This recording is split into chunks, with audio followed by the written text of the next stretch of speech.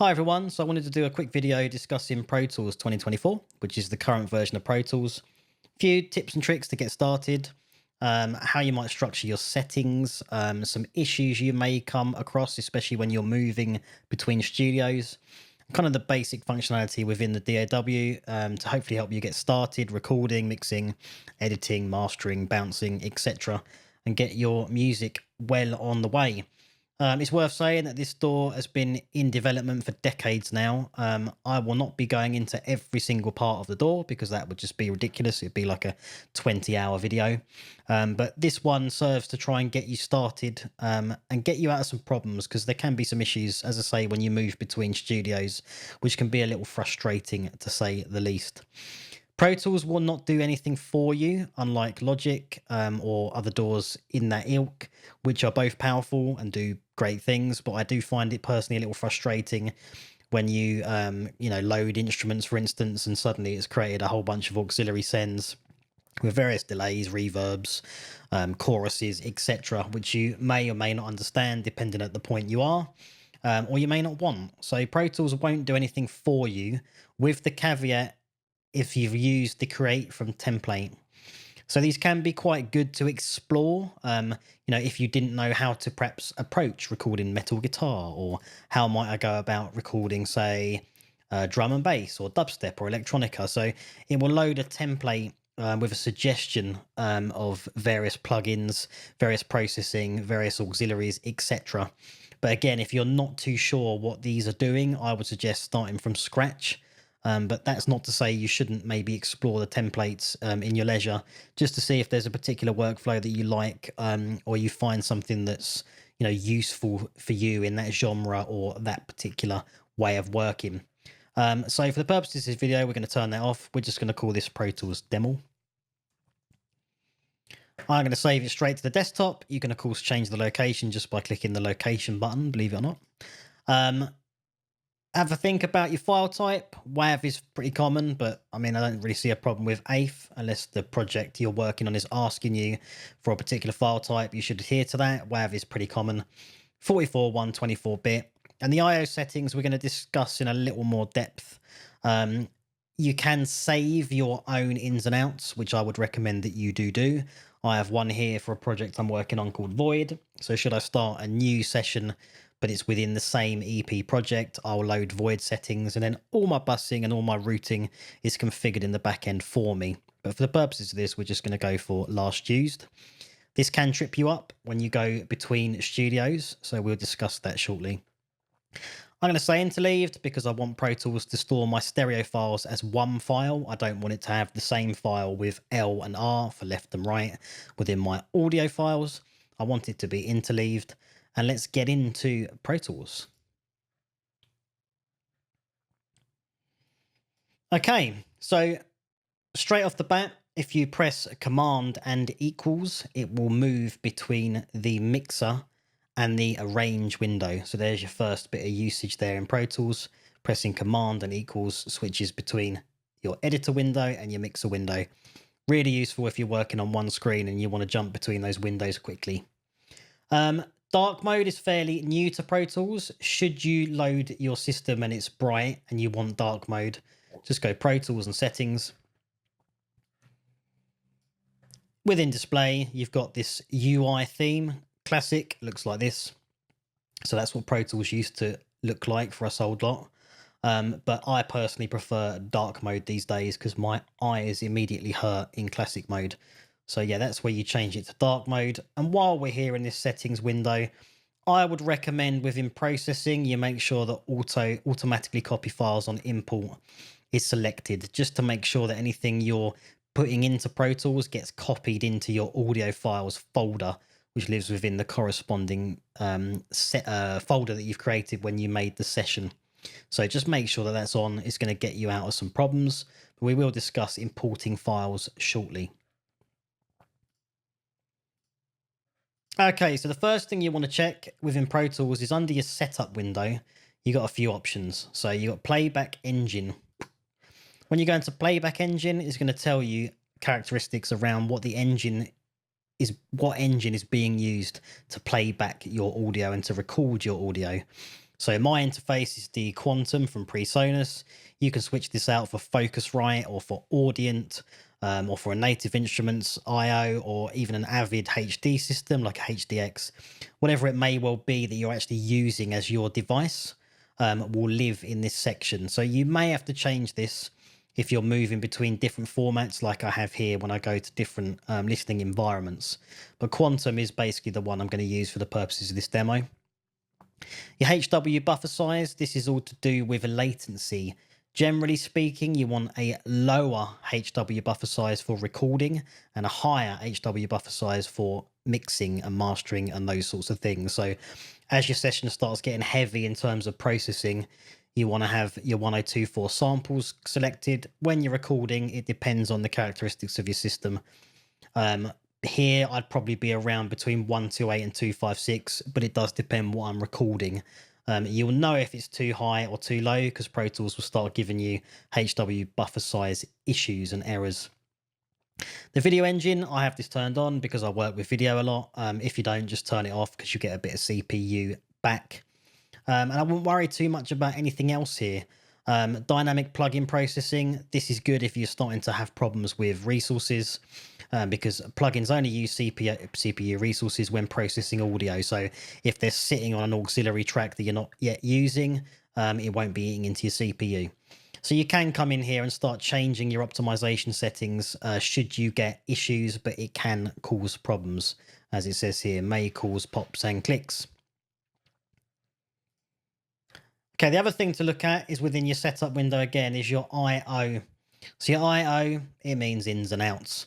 And this is going to be different for every single system in the world, depending on what you might be using as your system in terms of inputs and outputs. So again, it will change depending on what you have. So if you've got just a Focusrite Scarlett that's got, say, 2 in, 2 out, this is going to be a lot less in terms of what you can see on my screen. If you're in the studio, this may be triple the length here in terms of ins and outs. So a lot of problems people have right away in this session, I can see a bunch of buses which have basically been configured and saved from previous sessions, which you may not want. So I tend to go back to default, and that takes everything in this window from clicking that default window there back to what you might expect when you first load Pro Tools.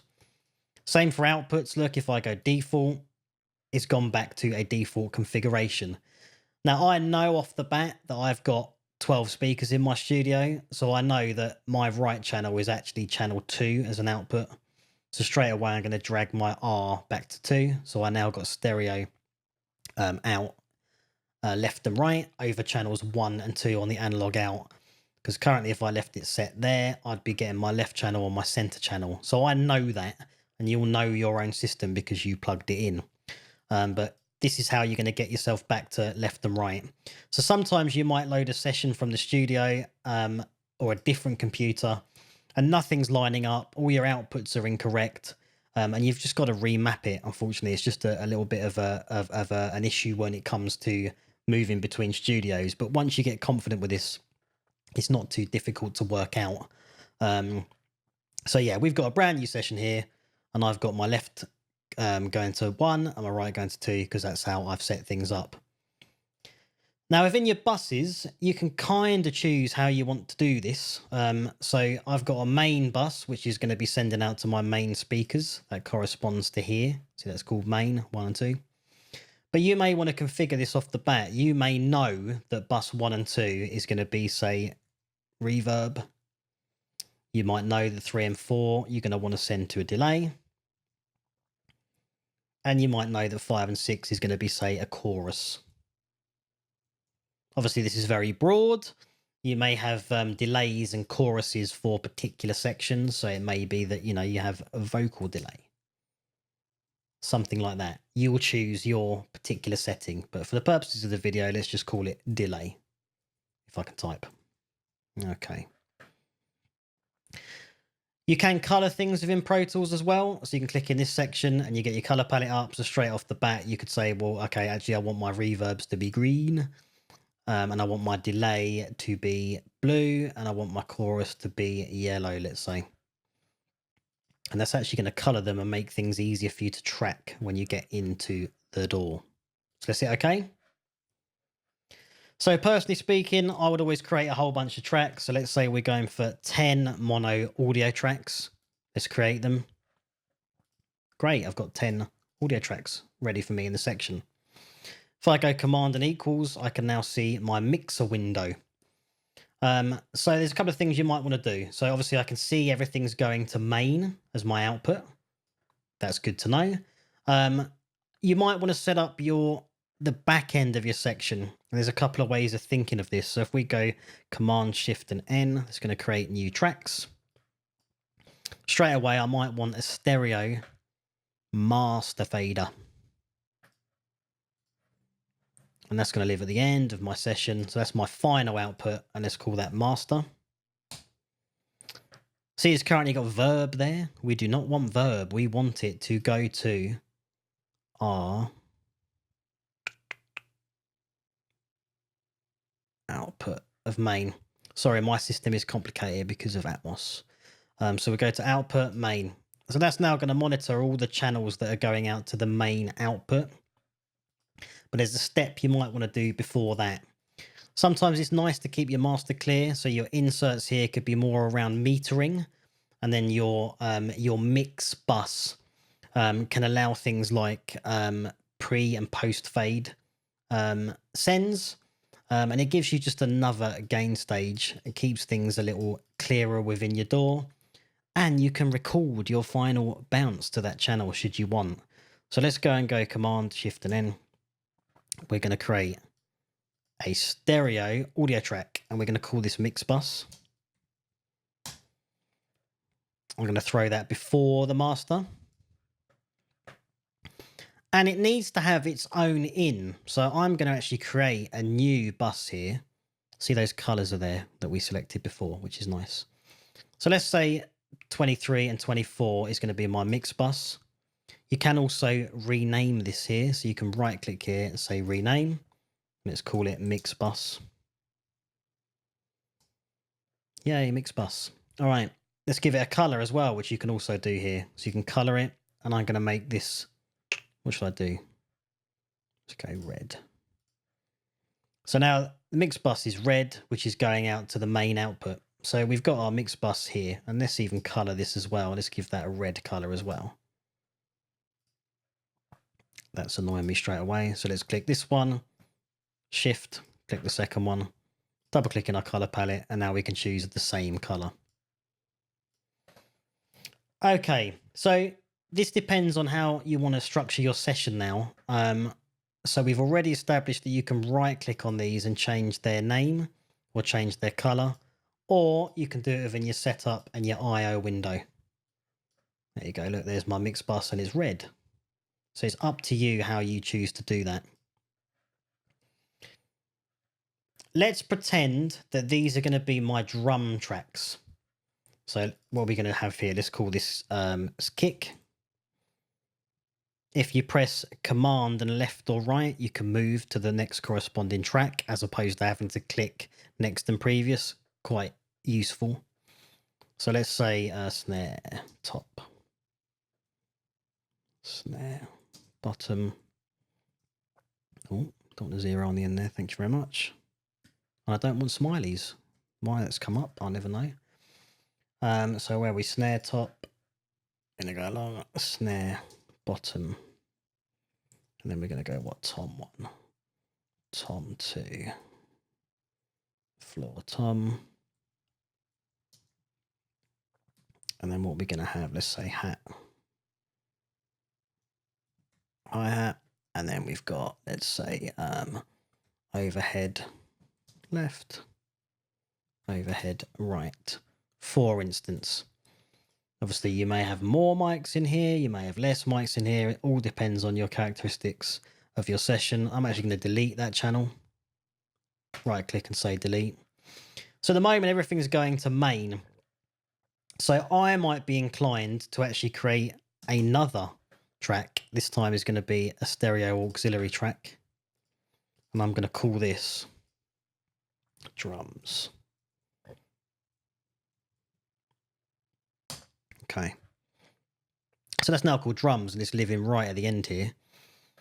And I'm going to change the output of my drums to go to my mix bus. And then I'm going to have yet another bus track. Let's go for 21 and 22. I'm going to right click and say rename, and I'm going to call this drums.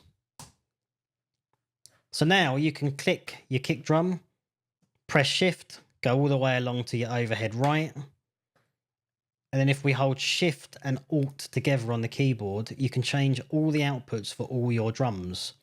So I'm going to say, well, I want all my drums to go to, believe it or not, drums. And it needs a color, of course, because, you know, we like to color things. So it doesn't matter where you click on here, where you right click, but let's just do it here. Color, and let's just go for purple, because why not?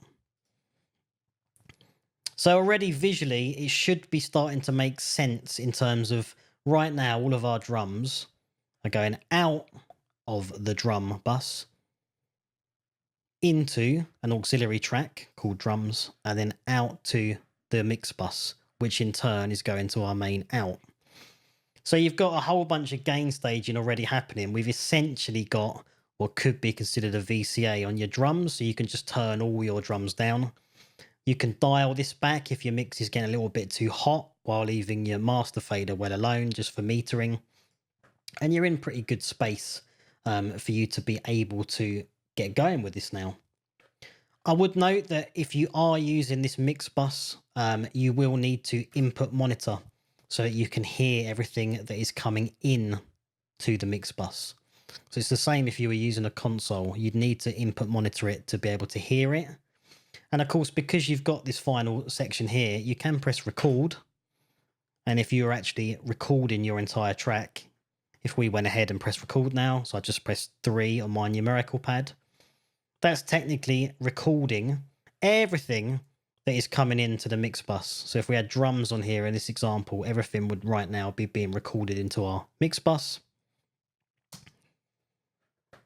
which you can then export. And you can do that using this section here, which is the clips. Now, if you don't see this left right hand side window, it's because you've got it turned off, and it's this tiny little arrow down here. So if we click that, it's now disappeared. I'm going to zoom in so you can see this. If we click it again, it's opened up. So let's say that's our finished track. You could just right click on that now and say export clip as files. And then you'll be able to actually export your final session should you want to use that option. Bouncing, you can also, let's say your track ended at 5 minutes 30. You can just click in the 5 minutes 30 section, drag all the way to the beginning. Then you could go file and bounce mix. And you could bounce your track this way, but I do prefer to do it from the clips menu. Okay, so what else could we do here? So if we're looking at the Pro Tools window in general, the left-hand side, obviously you can expand this or make it as small as you like on the side. Again, if you're not seeing this window, it's because it's hidden. So you can click that guy to the left-hand side and it goes away. Click it again, zoom in so you can see it, and it comes back. That's where your tracks live, which you can also hide. See this little dot at the side?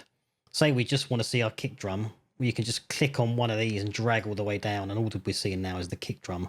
Or if you want to see just the kick and the, say, the drums bus, maybe the mix bus and the master, there you go. So you can hide tracks as opposed to deleting them on that side. You can right click on tracks to make them inactive. So if we right click on something here and we say make inactive, you'll see that it grays itself out. This is quite a useful thing to do if you've got something that you've recorded.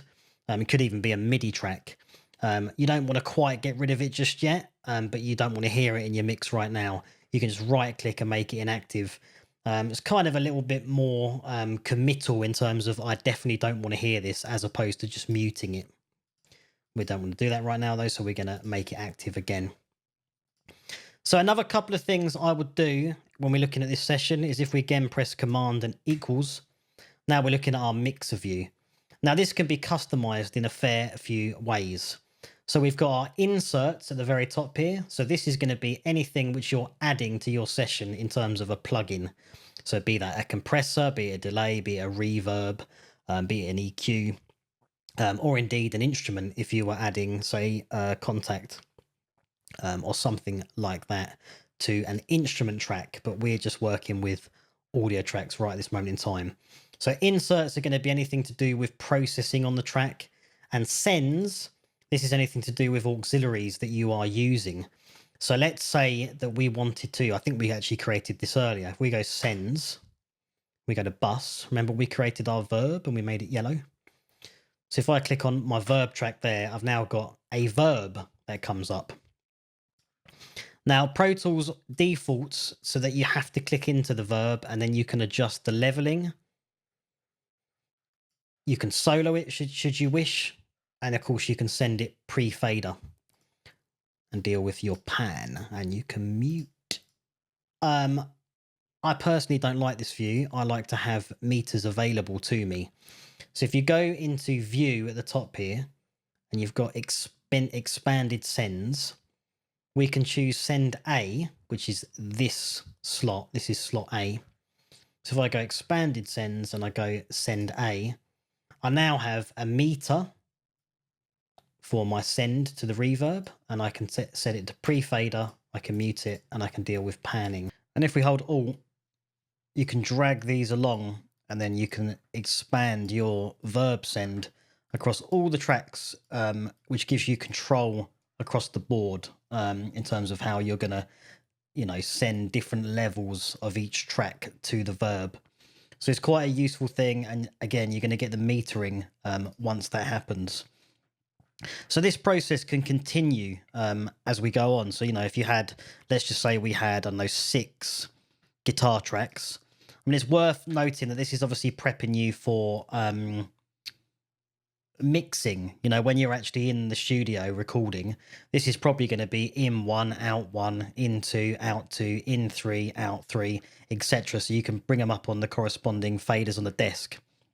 So I suppose this is something you do once you actually get into the mix, just to sort of make your session as tidy and useful to follow as possible for yourself and anybody who may be working on the session with you, especially if you're passing it between different producers or different groups of people.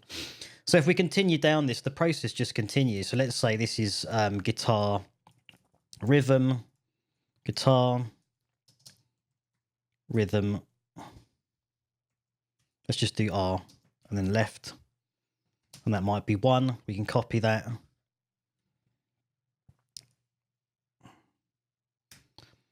This is thinking that you're perhaps doing a metal track, and you're doing maybe 2 takes left, 2 takes right. So that would then be right 1. Let's copy that.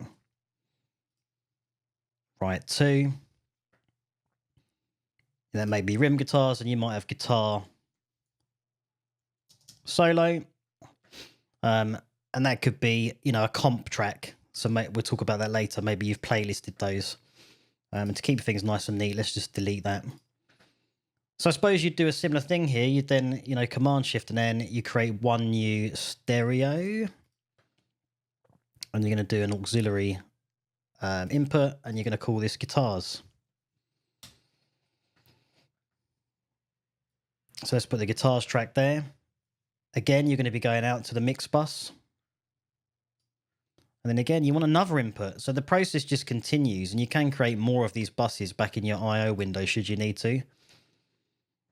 So let's rename that, and let's call that guitars. Again, let's give it a color. That's now green. You can take this as far as you want. With me, I like to have quite a lot of control. So I'd be inclined to take this even further and do 2 aux tracks. And you guessed it, it's going to be rhythm guitars, lead guitars. They're both going to, of course, go out to the guitars bus. And then you guessed it. I mean, these here are rhythms, right? So let's do those rhythm tracks here. Let's say you got, I mean, I've only put one solo track, but there might be 2 or 3. It might be you've done various takes or various different guitars. You might have a solo that's got more of a sort of stereo impression that's left and right. But for the purposes of the demonstration, let's just pretend we've got these 4 tracks that are going to rhythm. So again, I'm going to change this. Yeah, another bus. So your buses are going to get pretty busy.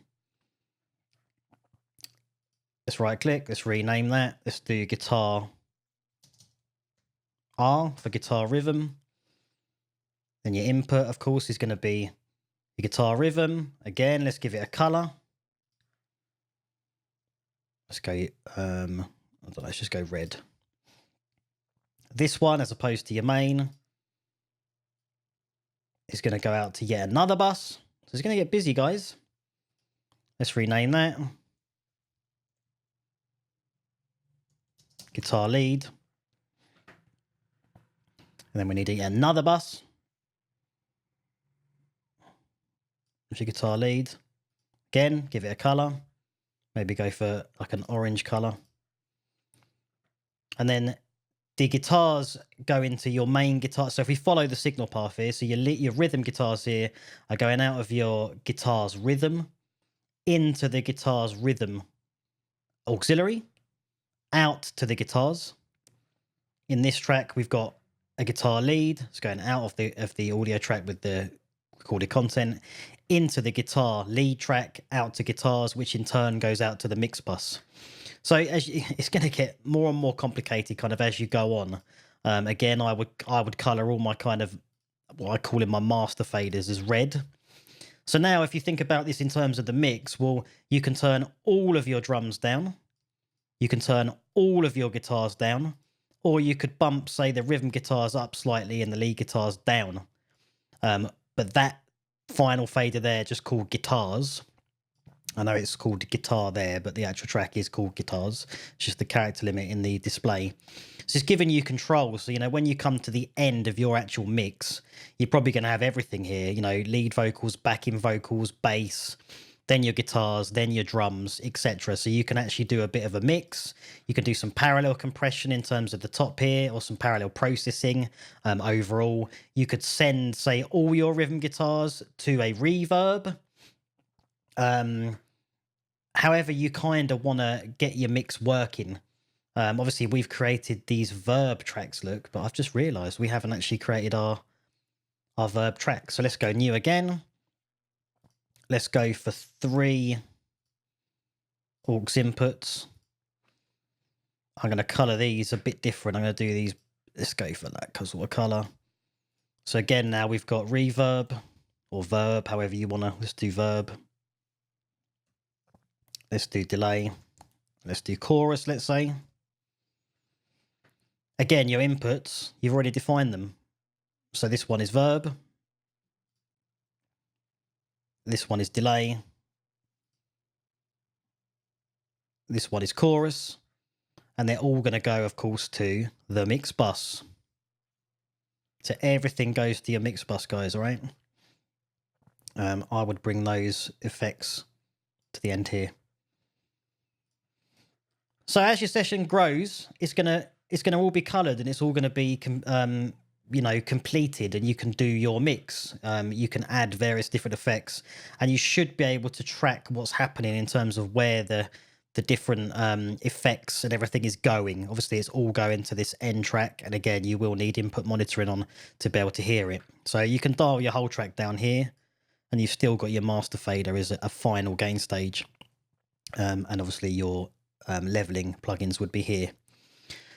Obviously, this is a lot of work. You're probably thinking, I'm not going to have to do this every single time, am I? And as I mentioned in the beginning of the video, well, no, you can go into options, setup, and into IO.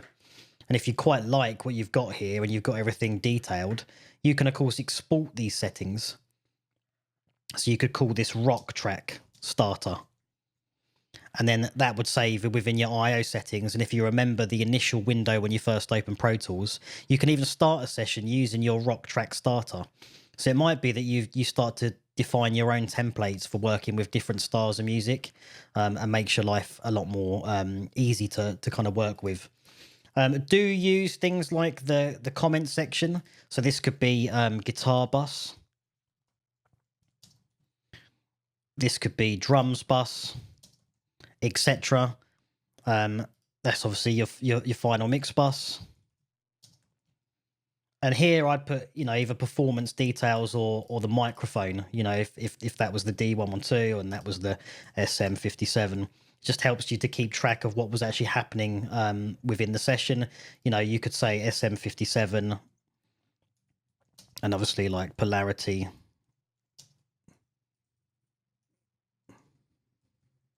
Flipped. So it's all, you should be able to hear that if it's out of phase, but the more information you can put into your session like that is helpful. And then when you go command and equals again into your session, if you're not seeing your comments, you can click this here. And this enables you to configure what you see within your edit page. So if we turn on comments, we've now got the comments that I set there. You could even turn on your sends. So then you'll see, well, this is going to a verb. So you don't have to, you can open a compressor, let's say, or something from within the actual session. So that I'm not going to continue building an entire track because it's obviously going to change depending on what you're doing. But this is how I would sort of approach a mix when we're looking at Pro Tools. When you're in here, if you press and hold the Alt button and you drag up or down from the very bottom of the track, the whole track is going to change in terms of its size. Quite a useful thing to do. Obviously, if you just don't hold Alt, you can drag down and make one particular part bigger or smaller. The T and the R. So R makes your session smaller. T makes the session bigger.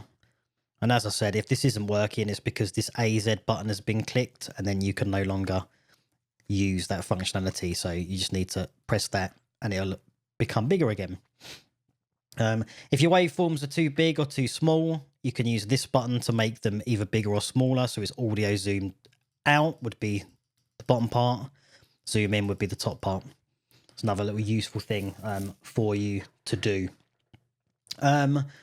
So that's building up a session. I want to open an existing session that's come from a recording. But that's kind of how I would go about actually setting up a session for mixing. Another thing to be aware of is you may have changes within your track in terms of meter or in terms of tempo. So that can all be changed, but there is sometimes this section here has been turned off. So in Pro Tools, you've always got to look for these little down buttons. They tend to host different settings. So if you come in and you haven't got conductor tracks, it's because your MIDI controls are turned off. So you'll notice now that we've lost the conductor options. So turn your MIDI controls back on, and then this section is open and ready to go. So when your conductor track is on, this is your conductor track, it gives you the option. You'll notice when I'm clicking that off, it now says manual tempo to 120. Well, that means you can only really change the tempo here. So if we put it to 130, you'll see it's changed there as well. But if I turn my conductor track on, and then we expand the tempo section, well, you can start saying, well, okay, at bar 97, I want there to be a new tempo change. So click that one there. And let's say we're going up to 135. And you can see that that's reflected within the track. And that will also be corresponding within your click track. Now, to create a click track, you need to go, well, what I do, I've always done this for some reason, is I go help and I search for click. And then you've got create click track. The actual path is within track and then create click track.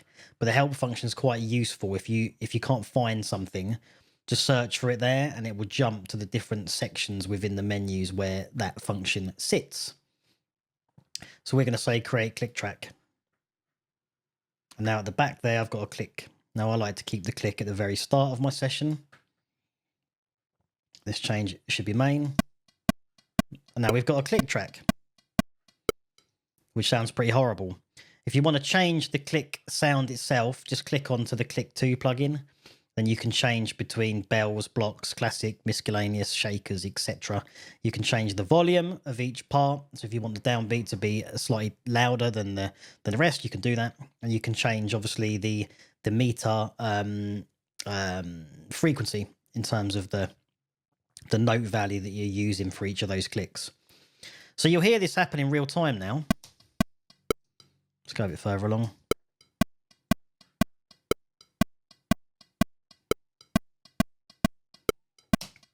So that's now at 135.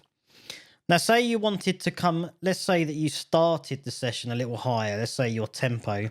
I'm just pressing escape, by the way, guys, to jump through the different tools. So I want to get to this one. Let's raise it up to 130. Now, let's say there's a slowdown from bar 53 to 61, let's say. Well, if you go up to the top here, you've got your pencil tool. If you press and hold on the pencil tool, you can bring up either different shapes. So we just want a line. So what did we say? Say you want to go from, say, from 45, let's say, to 57. We're going to reduce in tempo. What it will do now is it will give you a phased step down in tempo. So if we play this again.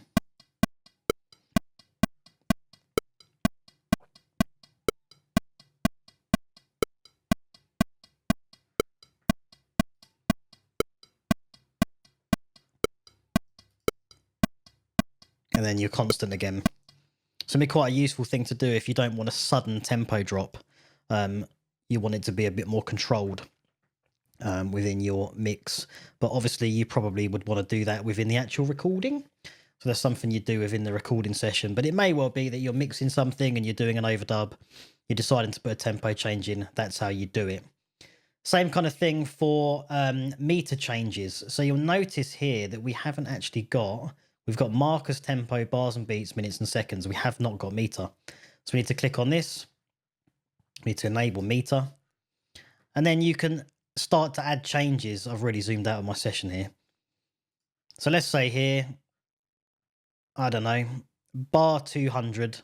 There's a meter change where you can just add the meter change in. We go to 5/4.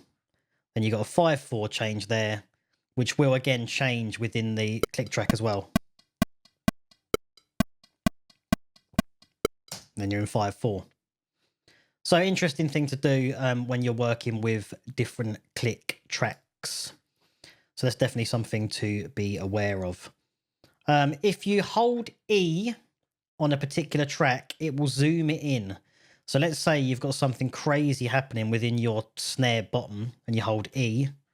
It's going to zoom that track right the way in. So it's a good shortcut for when you want to get really sort of, what's the word? Focused within a particular area.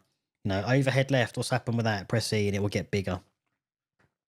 If you do happen to add any MIDI within your session, I have done another video on MIDI, which I'll link in the cards. But let's say you've got a new track, so Command-Shift-N. And we're going to create an instrument track, which will enable us to put a sampler, let's say, into the session. And let's say that's brass. There we go, we got a brass track. Let's just, for tidiness' sake, bring this to the top of the session. Now, there's a couple of things here to pay attention to, because right now it's defaulted to clips, whereas this is defaulted to a wave. So say let's just draw a note in here. You notice that now this is notes. So you can technically see your entire MIDI arrangement actually within the Pro Tools session. And again, you can press E to make that bigger.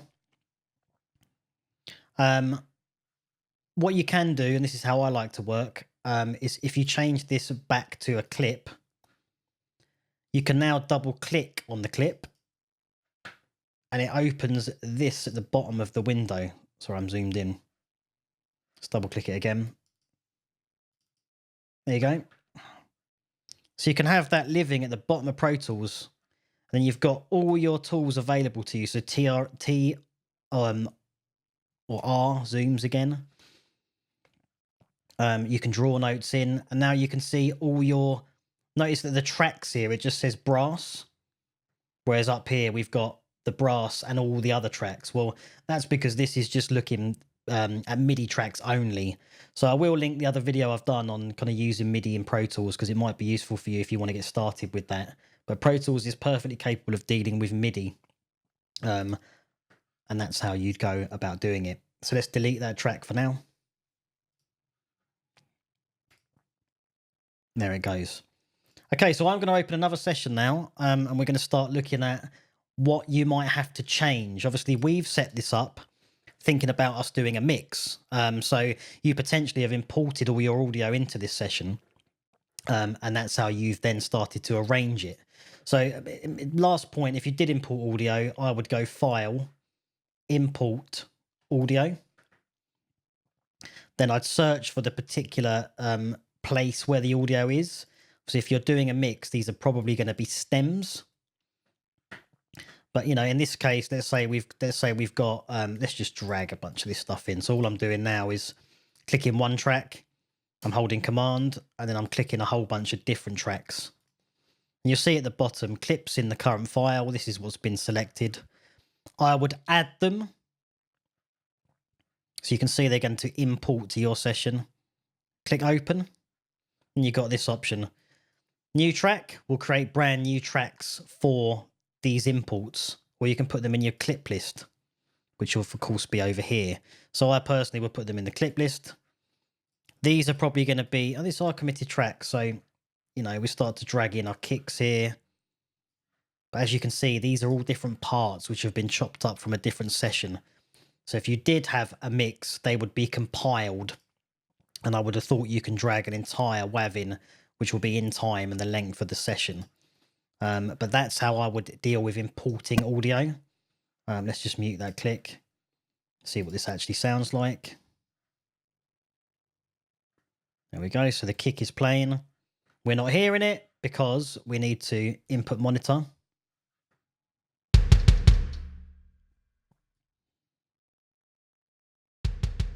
Big beefy kick drums with loads of reverb, look, because of that send.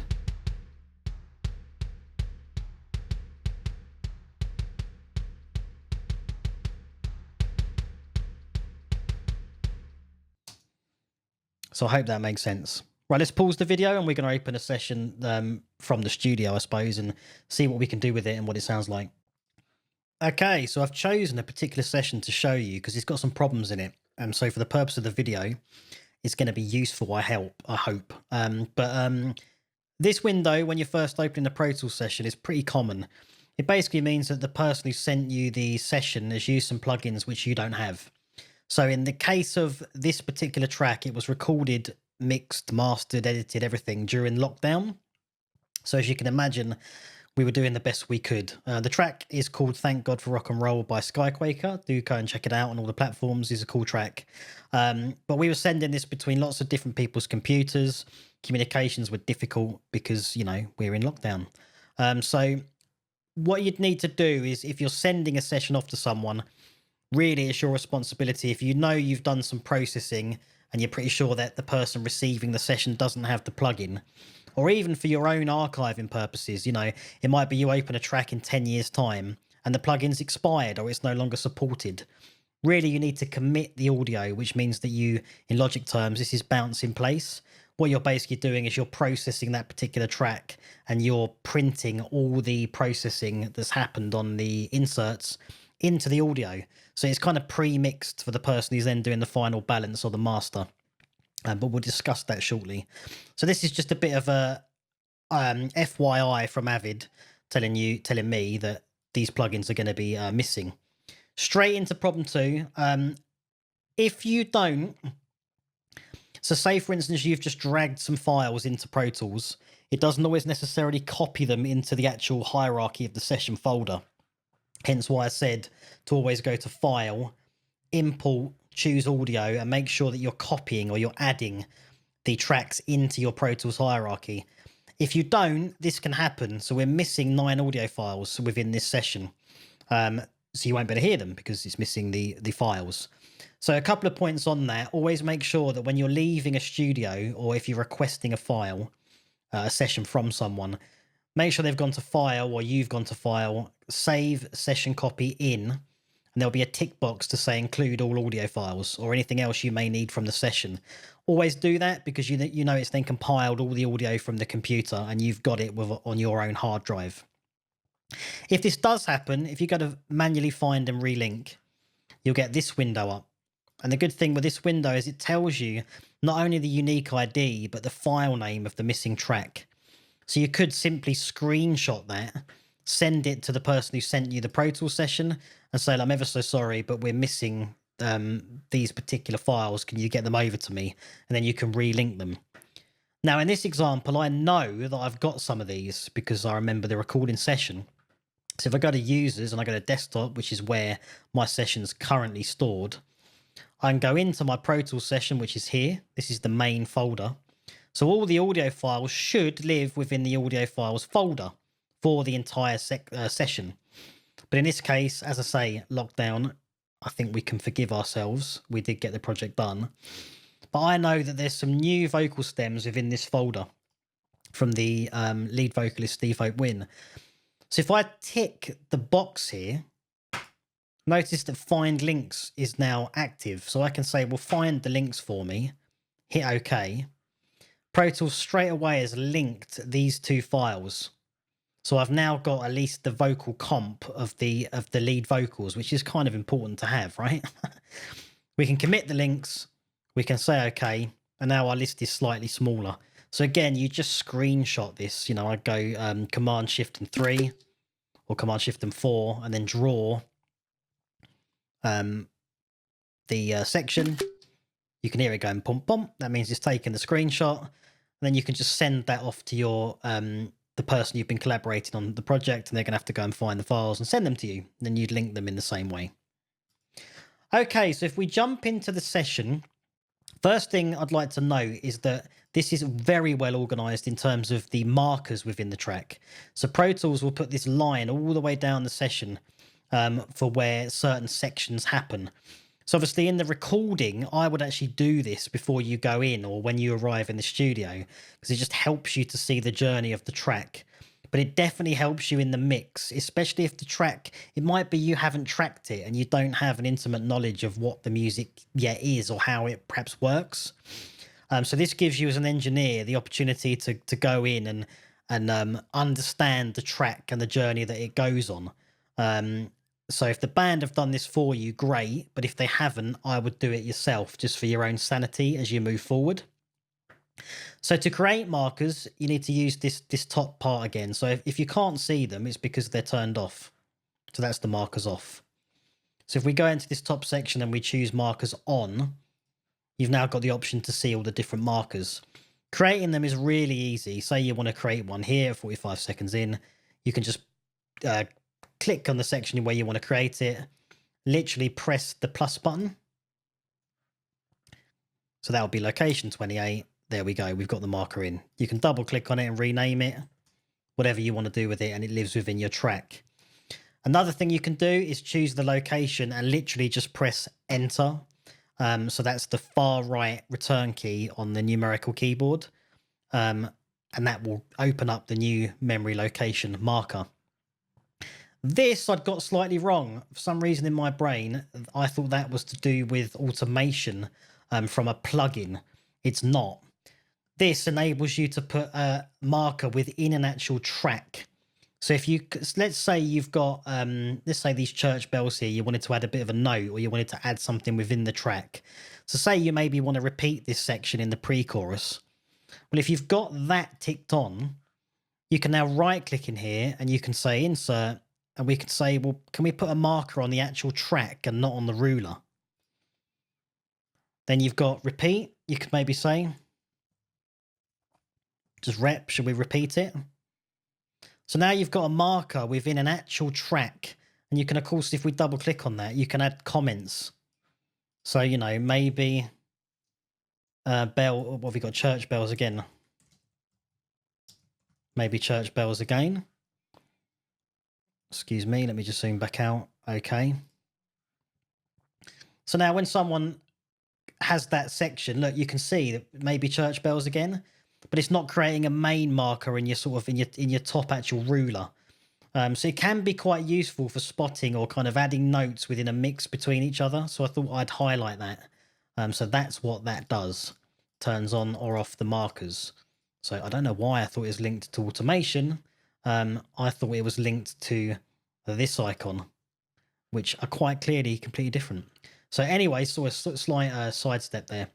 So if we're getting into this session, if we open it up, so again, command equals. So if I was being handed this, I would be looking to structure this in my own way. So it may well be you've gone into the studio with a bunch of people, you've made your notes, and you've started doing a bit of a mix, but you're not too happy with the way the track is being mixed and the way it's being processed. You might want to employ your own workflow, and I think that is perfectly fair enough. So straight away, I can see the master fader is actually to the far left side of the session. It's fine in principle, but I would like it to be in the end of the session. So I'd be dragging it all the way to the very end. I call it master. And I start to look at what's actually happening within the session, what's going on with the routing. So I'd be sort of really focused on looking at this section. So straight away I can see, well, all the drums have been routed to bus 25 and 26. But it's quite difficult to see where these drums come back in. So I've just spotted it there. There's kit mix and there's in 25 and 26. That wouldn't work for me. I'd have to rename this. I'd be right clicking. I'd say rename. And for me, I'd call it drums. And of course, I'd right click again and I'd give it a color as the beginning of the video. So now you can clearly see, well, that's an input. That's an output. Inputs, outputs. So drums in.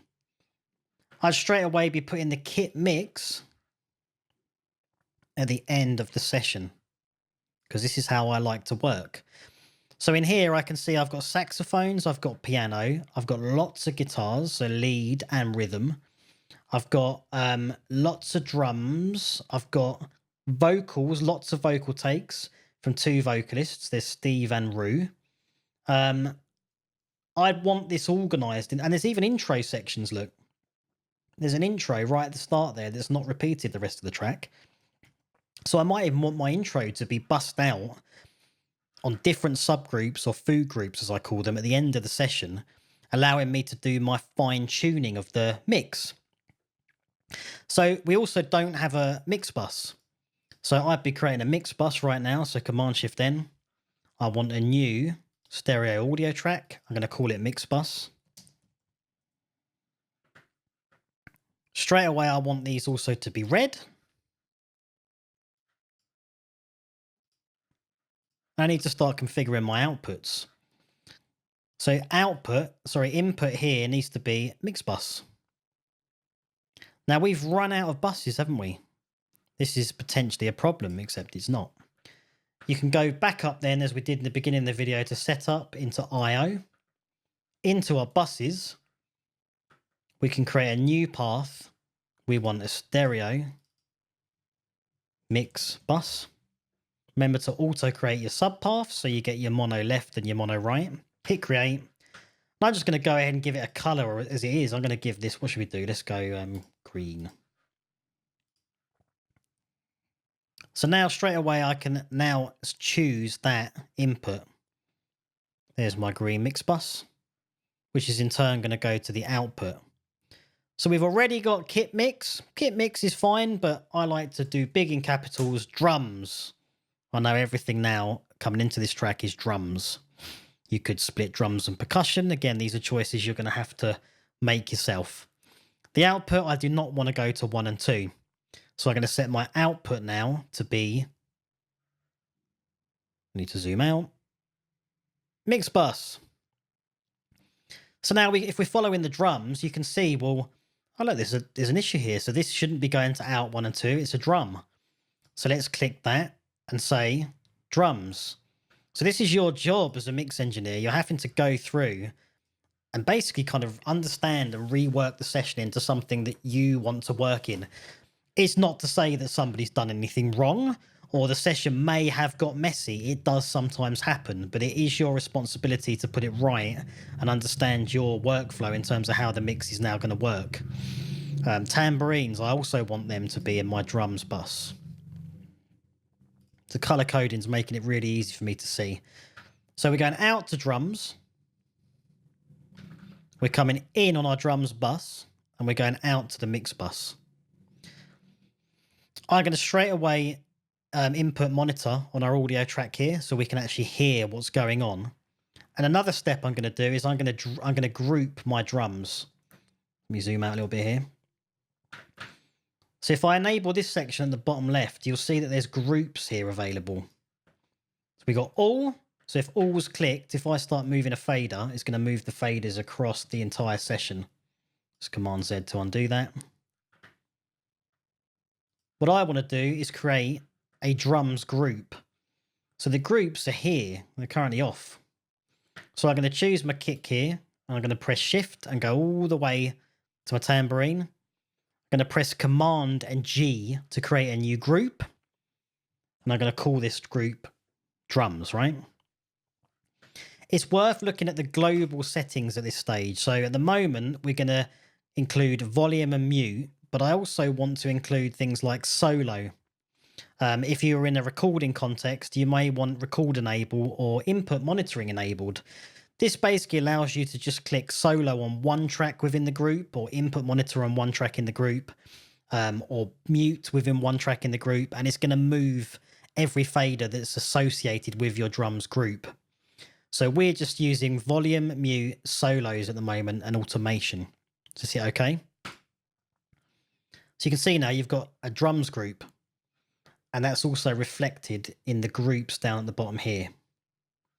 So the beauty now is I can click solo and everything within the group is soloed, so long as that actual drums group is highlighted. If you unhighlight it, you suspend the group, and therefore we're solo again in terms of what we're doing. So if I've got my drums clicked in terms of groups, everything is going to move in terms of faders, and everything's going to change in terms of if we click solo or mute, because that's what I chose within the characteristics of the group itself. If you want to change anything, just right click, go modify, takes you back into this section where you can add tracks that aren't in the group. Just select it and go add or remove. And you can change the global settings within that. So if you suddenly did want record enable, you can activate it. Okay, so let's solo all my drums. So we've got our drums clicked in here in terms of the groups. Let's go solo. And if I play the track, is anything going to happen? It isn't. Well, why not? Because we've chosen solo and everything. We can see there's signal happening here. So what's going on? It's something to be aware of. Unlike Logic, Pro Tools won't do anything for you. So you need to make sure that you've also soloed the drums track and you've also soloed the mix bus.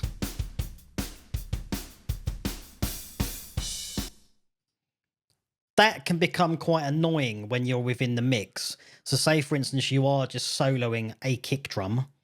So in this, I say you've come out of your solo here, you've disabled your group, and I just want to listen to the metal kick. We're not hearing it. It's really annoying. So you need to solo save it. So if you press and hold on, excuse me. If you press and hold Command and you solo save, so you click the S button there, you notice it's grayed out now. That means that that track is always soloed. It's solo protected. It's solo saved. You want to do the same for your mix bus as well, in addition to input monitoring it. So now when you come over and you're listening to just your kick drum,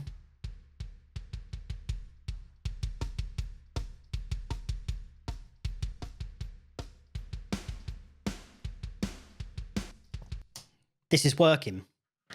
So it's another little quirk, or I quite like it in Pro Tools, but yes, solo saving. So make sure you've pressed Command and you've made those protected so you're always hearing them. So I'd do the same process as we've been discussing throughout this. So I'd be inclined to create. So we got kit mix. I'm going to call that drums. So what else is going on here? We've got vocals, look, going to a vocal mix bus. And the vocal mix bus is at the beginning. There is vocal mix. It's at the beginning of all the vocals. I'm going to actually move that again to be at the end of my session. Again, this is just how I like working. You can choose your own way. You can put your faders where you want them to go.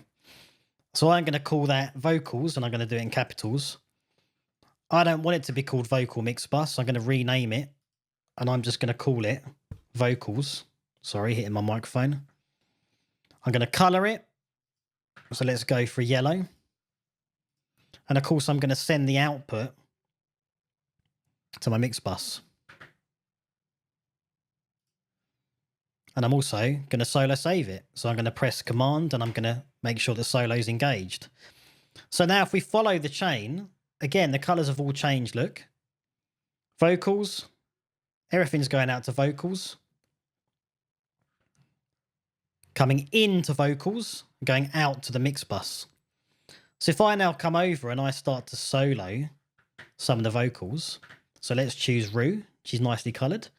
Let's go first track, shift, all the way to the end there. I'm going to go Command and Alt. Solo all of Rue. Also got that kick drum still in there, let's get rid of that.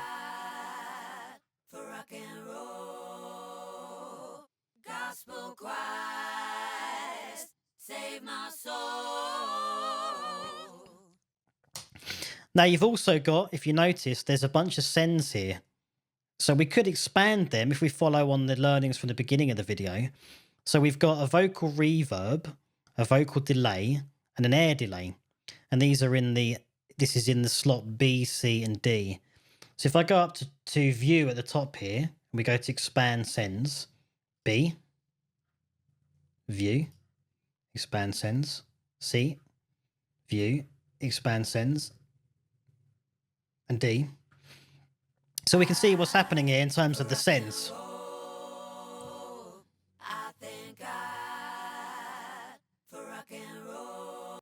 So mostly reverbs and a little bit of air delay at the minute. These are here, look. So you, this is a tricky situation you might want to look at because we've got two vocalists here. So you've also got Steve and you've got Rue in the mix here. And they're all being sent to the same effects channels. So I would be inclined to actually send the outputs here to our vocal end stem. So I choose the first delay, shift, the end delay. Then I go shift and alt, and I change the output to go to my vocals.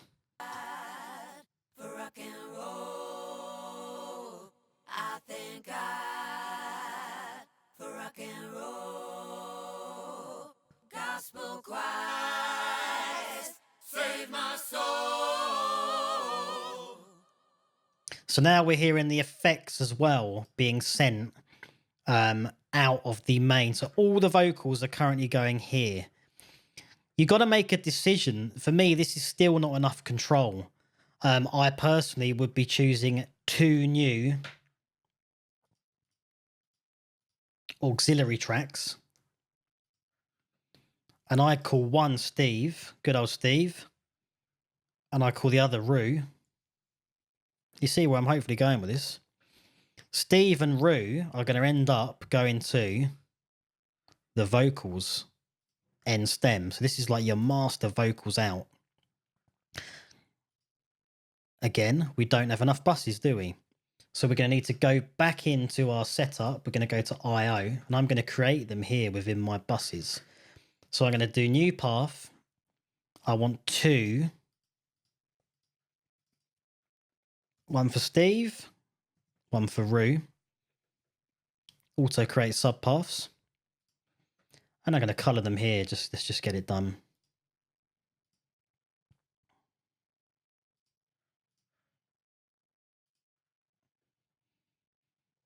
Okay, so I'm going to come back over. I'm going to set my input for Steve. I'm going to set my input for Rue.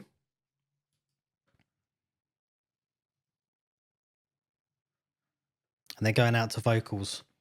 Then I change this again. So now I'm going to choose all of Rue's vocals. And guess where I'm going to send them? To Rue. So again, shift and alt. So as opposed to just going to vocals, I'm actually going to be going to Rue. And then I need to think here. Yeah. Again, shift and alt. And I'm going to send them to Steve. You could even group these, couldn't you? So we've got this selected. If I go Command and G, let's call this Steve. So now look, we've got Steve. So look, I can, as long as the group's initiated, I can solo all of Steve's vocals in one fell swoop, and I can raise the volumes or lower the volumes of Steve all in one fell swoop in terms of the balance of the mix. Let's group Rue as well. So first track, Shift, End track, Command G, Rue. So now I can solo all of Rue. I can solo all of Steve. I can bring the levels of all of Rue's tracks up or the levels of all of Steve's tracks up. Sorry, that's the delays. So you've got the balance of both musicians in terms of the actual recording tracks. But now you've also got control of Steve and Rue on their own. So that's to say that if we take solo save out there, if I play that, so drums are protected, let's solo Steve.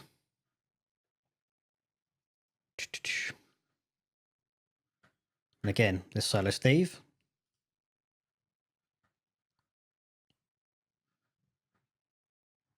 Excuse me, we need to also solo Steve here. I thank God for rock and roll.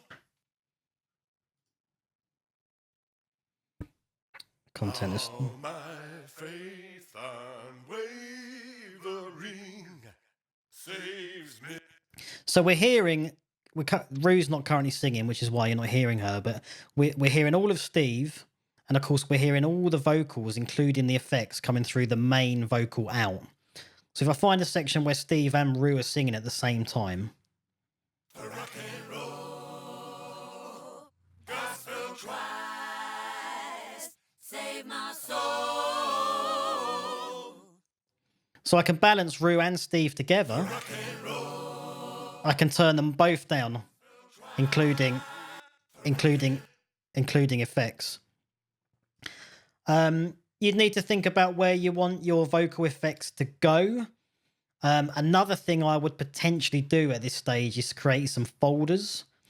So I mean, I'd be going, so if we go Command Shift and N, I'd be creating a basic folder, and I might even call this, let's just say Steve.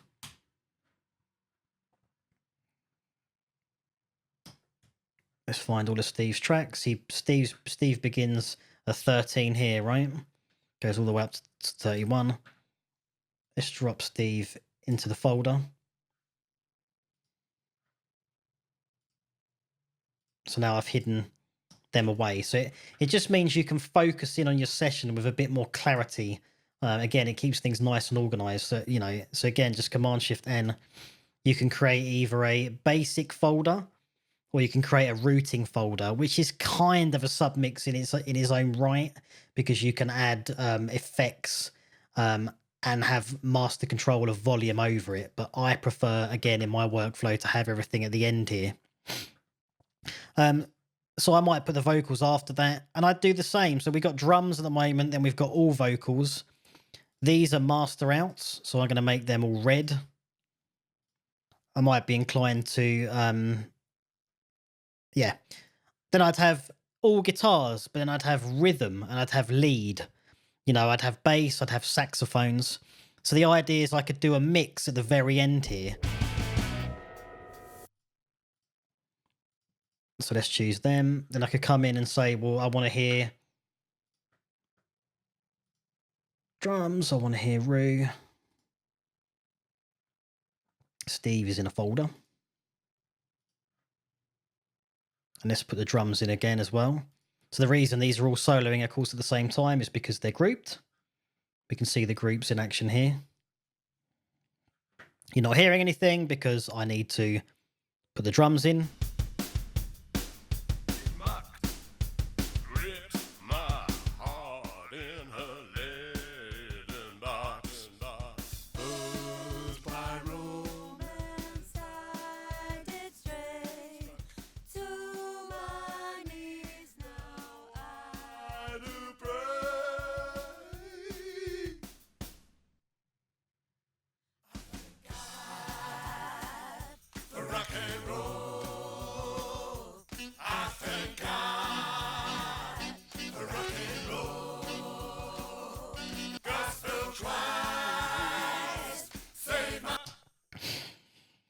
So you're starting to build up and you're starting to see, hopefully, how this can work. We've got similar things happening here. Look, there's sax delay, which goes to this track.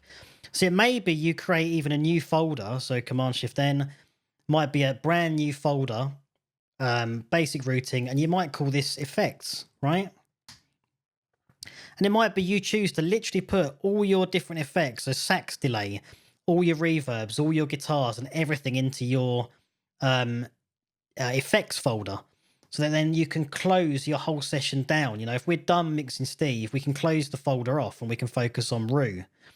We could create a new folder, basic folder. I would do. I find it easier. So this could be Rue. Let's grab all of Rue's vocals and put them into the Rue folder. Close Rue. So suddenly your session's not looking as big.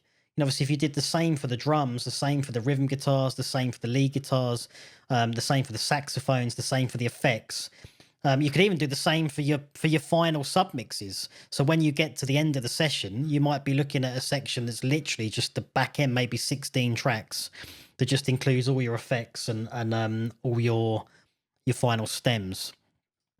So I hope that's useful and it gives you some kind of insight into how you might approach doing this. As I said in the back end of the video, if you're actually recording your mix bus, when you come to actually finishing your session, well, you can go right to the end there of the session, make sure your input enabled, you're recording, hit record, and you're actually going to be now recording the final track. If I unsolo everything here, let's just bring everything in. Rue is soloed.